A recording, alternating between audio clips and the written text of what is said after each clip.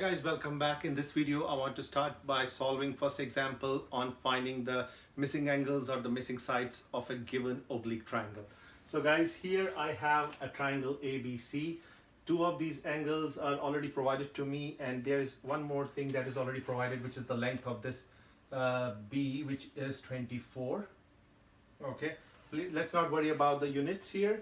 So what we want to figure out is the missing pieces. The missing pieces here are, we want to find the measure of the angle A, then we want to find the lengths of side A and lengths of side C. Okay, so solving for this oblique triangle, again, we know we cannot use the basic SOHCAHTOA definition because it's not a right triangle. And how do we know it's not a right triangle? Guys, because this angle is not going to be 90 degrees, and that is something we'll find out right away. Once I start, I set it up and we talk about what we are trying to figure out. Guys, since it is not going to be 90 degree, we cannot use the basic definition for sine, cosine or tangent. So what one has to use something different, and something different is, in this case, is going to be, we are going to use the nice and easy sine law. We know how the sine law works and what the sine law is. Okay, so let us start first by finding this measure of this angle A. So measure of angle A, we know the measure of the angles, all the angles of a triangle, any triangle is 180. So to find this measure, we got to take 180 and subtract the sum of the other two. So when we do that, guys, what do I get? I get a 121 degrees. Okay, so that is the measure of this angle. So once I get these angles, then I like to go back and write those down on the triangle. Okay, so now we know it's not a right triangle, so one cannot use the basic sine, cosine or tangent definition here. Guys, once we have that angle, now our goal is to find the missing sides, which is finding the length of side this A and finding the value for that lowercase c. In order to do that, we have to set up the sine law. So guys, let us first write the sine law. There's two ways of writing the sine law, and I'm going to use one of the ways where it says sine A over A is equal to the sine B. The ratios are the same of the sine of the angles and the opposite length sides. So guys, this is my sine law, which sometimes can also be written as A over sine A, B over sine B equal to C over sine C. So guys, at the end of the day, it's up to you how you want to, which one you want to use. Here, I think I have used this one, so I'm going to show you with this particular rule. If you want to try it with this, guys, you will get basically the same thing. Okay, so for this, I'm going to start substituting the values. Let us go ahead and start substituting the values. I have sine of A. Do I have the value for A? Yes, I do. We already figured this out. Divided by A, I don't have my value for A, which is equal to sine of B. Sine of B, which is sine of 38 degrees, divided by B. Well, I have B, which is 24, right? I'm going to replace that already with 24. And that is equal to sine C over C. Sine C, I have the value for C, which is 21 degrees, but we don't know the length of line segment AB. Okay, lowercase c. So guys, this is the sine law for this particular triangle. Now we have to find the missing sides, A and C. We cannot just find A and C directly by using this whole three ratios at a time. So what one has to do, one has to take two ratios at a time. Guys, that is the key here. You always have to take two ratios at a time, and from there you can figure out the missing pieces. So it would make sense first to take these two ratios.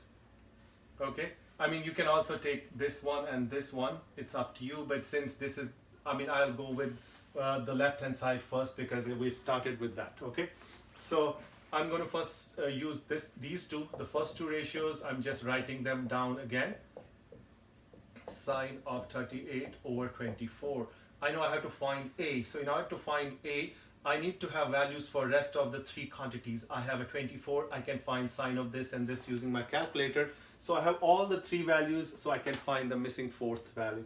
To do that, guys, here's what we have to do. We don't have to use the calculator at this step. We will use the calculator at the last step. So first, what we are going to do is, whenever you have to solve something which has ratios, the first thing you do is you cross multiply. And of course, that's not the only way, but guys, that is the easiest and the most efficient way. You just cross multiply. If we cross multiply, we get A times sine of 38. A times sine of 38 degrees equals to 24 times sine of 121 degrees, right? Now to get a by itself, what we have to do is we got to divide both sides by sine 38. This crosses out, I have a here, and now at this step, guys, you got to use a calculator to simplify this. So in your calculator, you type in 24 times sine of 121 divided by sine of 38, and when I did all that, I got a close to 33.4. That is the length of side A. So A is 33.4. Okay. Now we have to find the length of side C. Guys, to find the length of side C, now you have more than one options. Now we already know my A. So you can use this ratio and this ratio, or you can use this ratio and the second ratio. So it's up to you. You will get, in both cases, you are going to get the same answer, okay? So I'm going to use what I have in my notes. So I have used this one and this one. So I start by writing the same thing, sine 38 over 24. Guys, I like to write all my steps so that I don't make any mistakes. And then there's sine 21 over C. To find C, I got to cross multiply. And before I start cross multiplying, I make sure that the rest of the three quantities are quantities that we already know the values for. And 24 is a nice number, and sine 38 and sine 21 is something we can simplify using a calculator. So we have the three values, we can find the fourth missing one. Cross multiplying, I get C times sine of 38 degrees equals to 24 times sine of 21. And to get C by itself, I have to divide by sine 38. Sine 38 here as well. This crosses, I get C equals to, or C equivalent to, and when I simplify all this, I get close to 14. So that means I have my C equal to. So guys, I think we have all the three sides and we have all the three angles. That's what it means when we say solve for any oblique triangle or solve for any triangle, because a triangle has two things. It has the sides and it has the angles. And solving for a triangle means finding the missing angles and missing sides. We have all the three sides and all the three angles.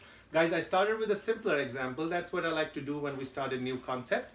So this was one of the basics and simple examples of solving any oblique triangle where we can use the sine law and we don't have to do a lot of extra work. But guys, it's going to get more interesting and fun as we start exploring more examples. Okay? So till then, guys, practice this example. I will see you in the next video with something more interesting. Take care.